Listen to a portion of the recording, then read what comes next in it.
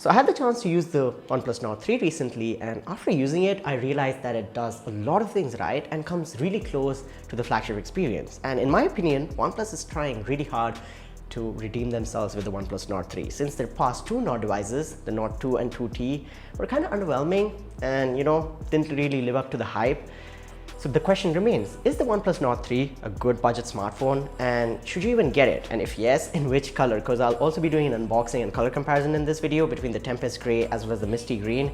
So, hopefully by the end of this video, you'll know everything about this phone, down to the little details, and you'll be able to decide if you should get it or not. But with that being said, my name is Yusuf, you guys are watching Tech Droids, and these are going to be my 2 cents on the new OnePlus Nord 3.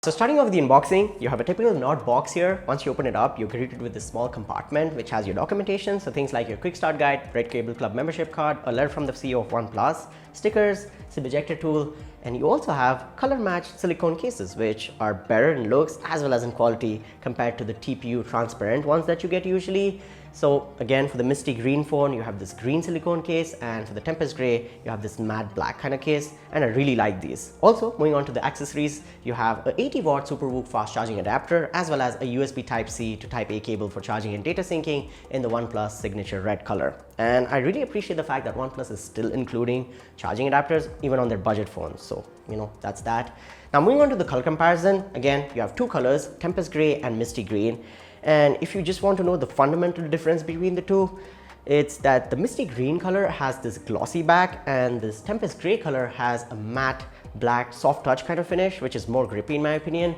But if you're going to use a case anyway, get whichever color you want. And if you were to ask me which one I like better, it's got to be the Tempest Grey. It's my kind of color, but again, if you do like the green one, just know that it's going to attract fingerprints and smudges, and it's going to be, visible, very evident. So that's that. And in just daily uses, everyday wear and tear, the black phone is going to be, handling it better.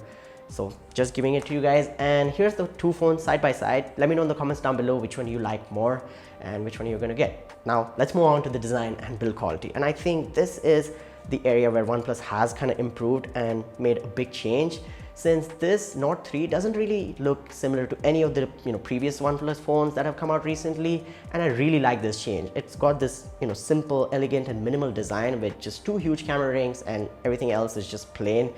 And build quality is also pretty good. It's 8.3 millimeters in terms of the thickness and 193 grams.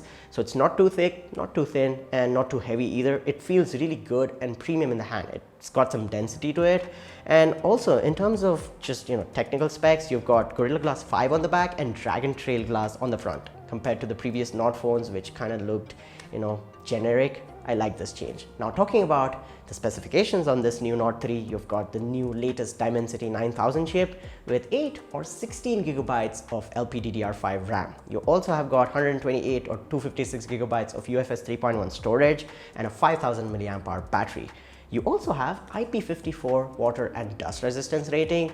So that means you can take this phone out in the rain and it'll maybe handle a splash or two, but don't really think about dunking it in a bucket or going swimming with it, because it's not rated to handle all of that. So that's that. And there's no expandable storage as usual. So again, do keep that in mind. But talking about performance, I really like how the Nord 3 performs. It can handle, day-to-day tasks really well. So things like social media, email, browsing.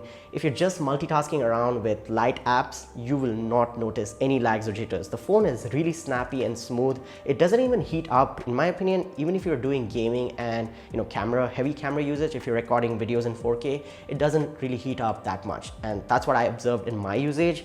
So I really like the performance and thermal, management of the OnePlus Nord 3. And let's talk about gaming and camera work.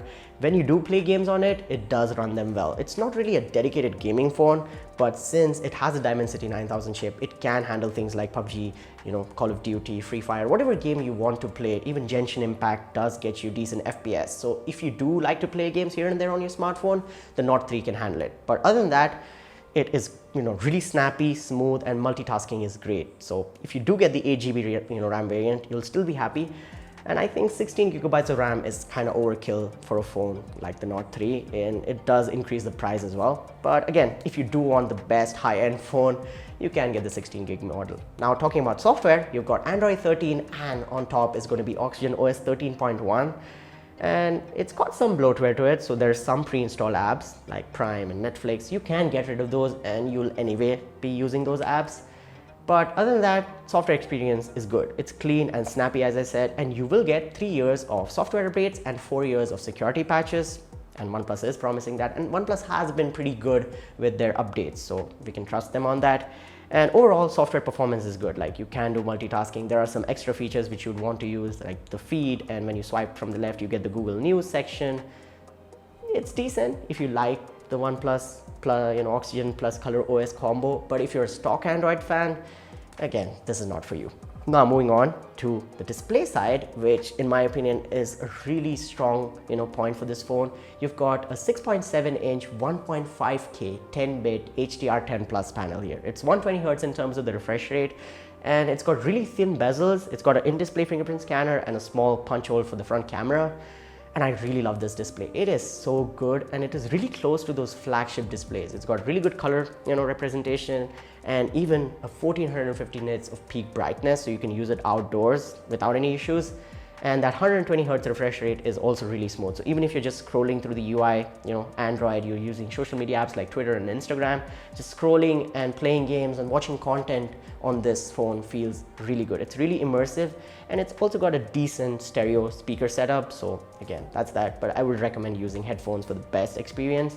And you also have, again, a 5000 mAh battery, so it's going to last you long, and you can charge it up really quickly with the 80-watt SuperVOOC charger. So as I said in the start of this video, it's doing a lot of things right and coming really close to the flagship experience. Now, when I say it's coming close, it is missing certain things like wireless charging and a telephoto camera and a 2K display. So those things aren't here because the price of the phone would go up, significantly if they were to include all of that. But with all these, things aside, the OnePlus Nord 3 is really close to the flagship experience in my opinion. You have HDR, compatibility in apps like Amazon and Netflix, so you can, enjoy HDR content on YouTube as well as Netflix, which I really like. So the display and the performance and the software of this phone is actually pretty good, and even the design and build quality, in my opinion, is pretty decent. Now, design is again personal preference, so if you like it, let me know in the comments down below. If you don't, let me know what you would change or what else you would like to see in terms of the design. Now let's talk about something that OnePlus can still improve on, and that's got to be the cameras. On the OnePlus Nord 3, you've got a triple camera setup, which starts with the 50 megapixel main camera with the f1.8 aperture,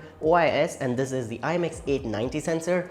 Next, you have an 8 megapixel ultra wide angle with the f2.2 aperture, and this is the IMX355 sensor. So that's that. Now again, the main camera does support 4K video recording, and there is a 2 megapixel macro camera which you may or may not use. I personally don't use macro cameras, so that's that. And there is a 16 megapixel front facing camera for selfies and videos if you do post them on social media.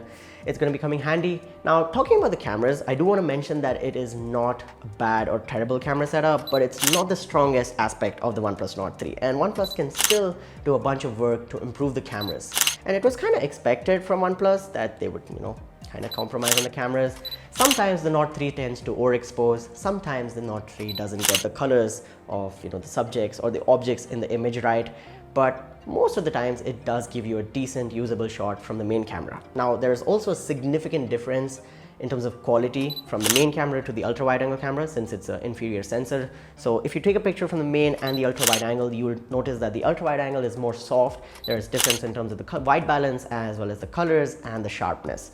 So that's that. But the main camera in decent lighting conditions does give you a really usable image with decent colors, decent dynamic range, and overall good detail. Also, there is a night mode, dedicated night mode. There is 4K video recording, as I mentioned.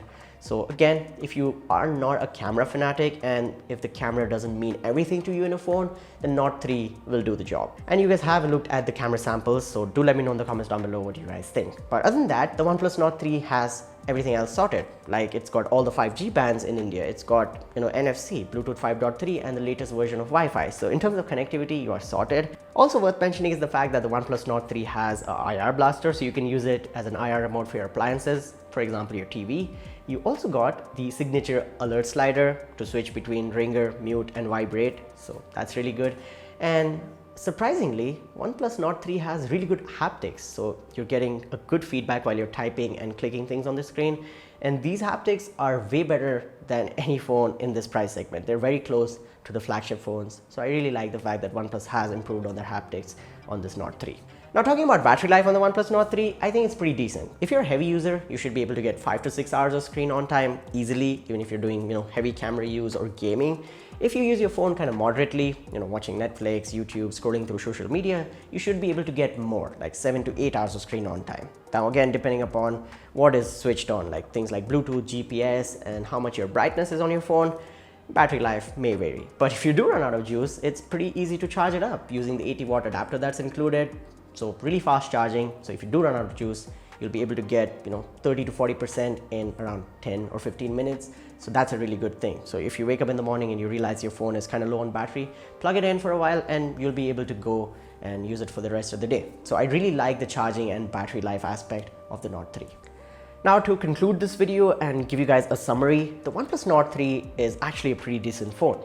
Starting at 33,999 for the 8GB, 128GB RAM model, and going up to 37,999 for the 16GB RAM, 256GB storage variant.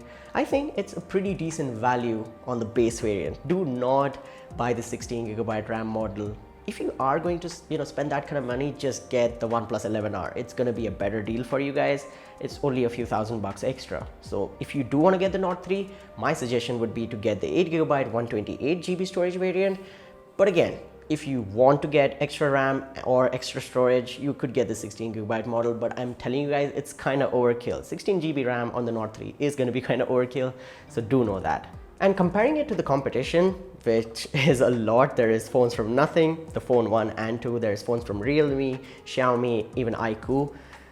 But I think the OnePlus Nord 3 stands out in terms of the balance it creates with design, specs, display, build quality. The only thing it falls short on is I think the camera department. And if there's a phone that gives you better cameras and you do need that better camera quality in this price segment, you should go for it. But otherwise, the OnePlus Nord 3 in my opinion is a pretty decent phone and I do recommend it. I'll also leave links down below for you guys to purchase the Nord 3. Also a huge shout out to the OnePlus store in the Nexus Mall, Koramangala, Bangalore, for hooking me up with this phone for review. If you are in Bangalore and want to buy any OnePlus phones or accessories, you can visit their store. I'll leave their contact details as well as their address / Google Maps location link in the description down below.